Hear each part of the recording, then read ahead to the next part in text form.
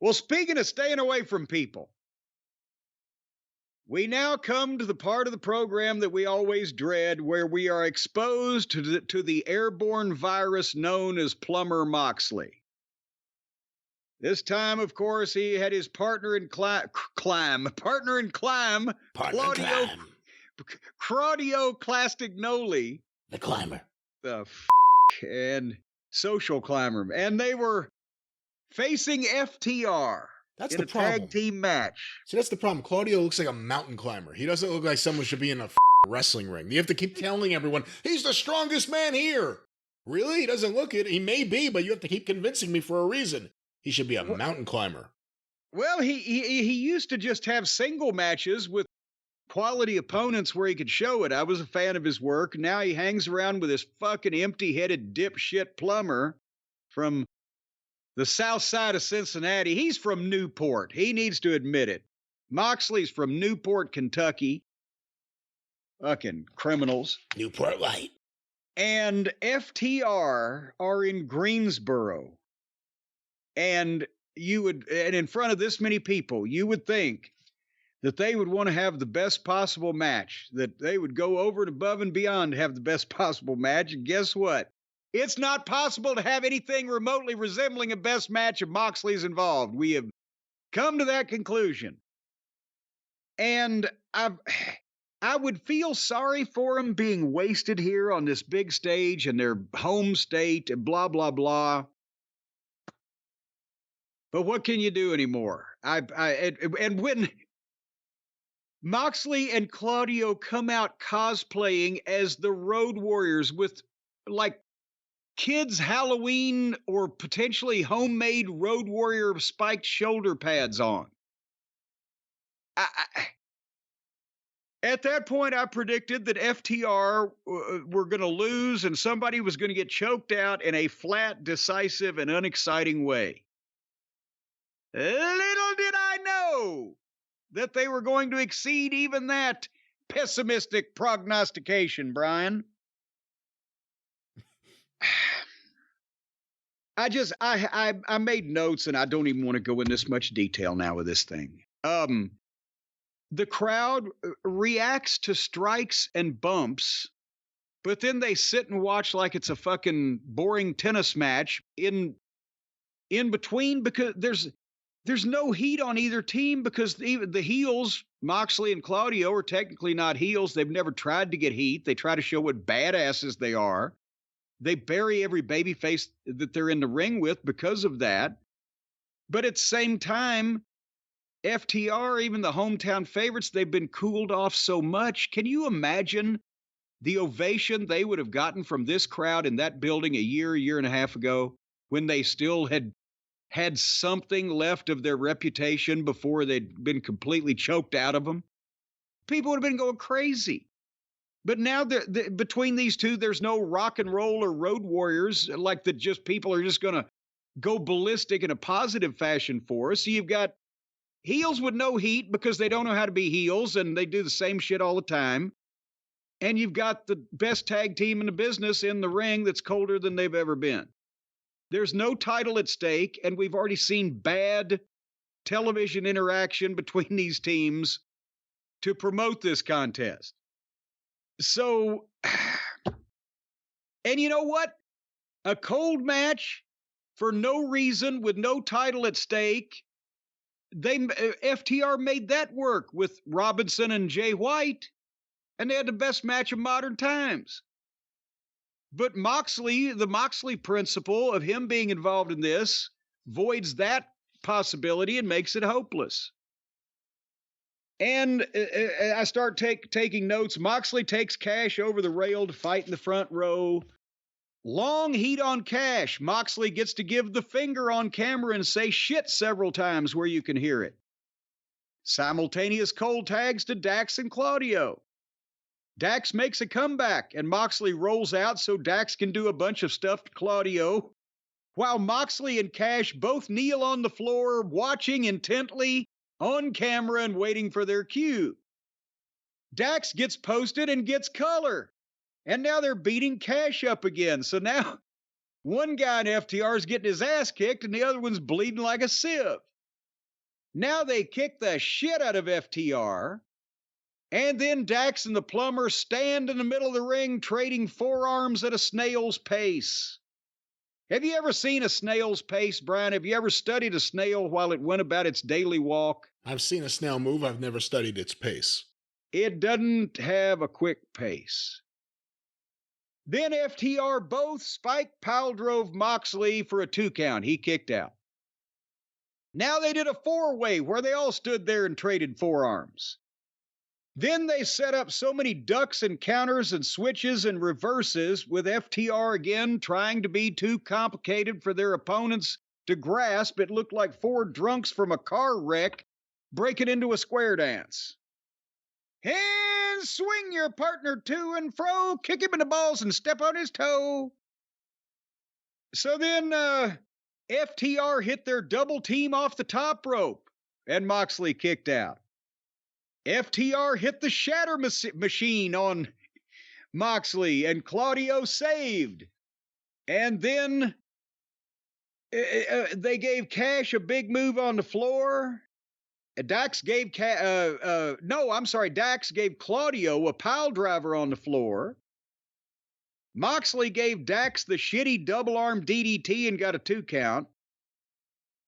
And then Dax rolled Moxley up and got a 2 count, and Moxley just rolled right over and got the choke on Dax.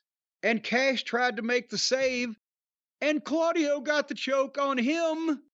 So now there's Claudio with the choke on Cash and Moxley with the choke on Dax, and everybody is in the middle of the ring immobile for 10 seconds.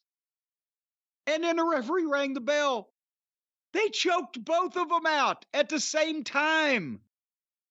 I swear to God, I've seen teams leaving the fucking territory with heat with the booker that didn't fucking get beat like this. Would you say, okay, we're going to get fucking color on one of them, and then we're going to get a long heat on both of them, and then we're going to beat the other one. That'd be bad enough.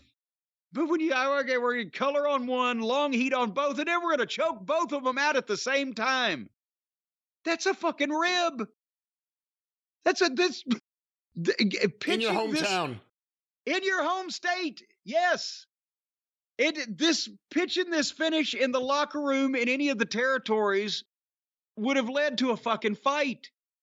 That one side would have expected the other side to go for it. That side would have been offended. How fucking stupid do you think we are?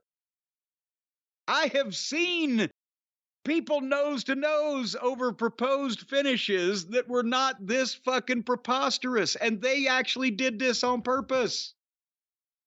They beat him bloody, survived every big move they had, beat him up for most of 20 minutes, and then choked both of them out in front of the referee, who did nothing about it but ring the bell, even though it's completely and totally illegal for both members of a team to have a choke hold, a submission hold, or any other fucking thing on both the members of the other team at the same fucking time. Jesus fucking Christ. Because this goddamn CTE-ridden, delusional, sunken-chested, buggy-whipped-armed, balding, fishy-white, fucking vegetable plumber thinks he's a goddamn vampire and a badass. All of us have to go through this nonsense. And nobody has the fucking balls to tell him, fuck you. Who the fuck do you think you are? You may cosplay Road Warrior Animal, but I think you're more like goddamn Cowboy Lang. Step back in your fucking place. Everything he does is phony. It looks like shit. It's a business he blades on camera. He's a potty mouth anytime he gets close to a microphone. He's determined to get him censored off of fucking television. It's fitting that he won the Bruiser Brody Best Brawler Award because he wrestles like Brody. Brody was 6'6", 6'7", yeah, 300 pounds. But that's how Moxley wrestles. He sells nothing. Even when he goes down, he hops back up or rolls right out. It's ridiculous. It's every match. He still has fans. Claudio's now doing this style. And why would anyone want to see FTR? It's not even just this match, this whole feud. They got their ass kicked how many times by these guys? And then they had a match to settle the score and they got choked out in their hometown. Maybe they are finishing up. I don't think so, but I mean, that's the way they were treated. I think maybe somebody needs to tell them something. They need to be getting the fucking picture, get the Iggy. Moxley came out there dressed like a bootleg Road Warrior. At least Claudio, there's no shirt and he has some muscles. He looks like a very, very lean Road Warrior Hawk.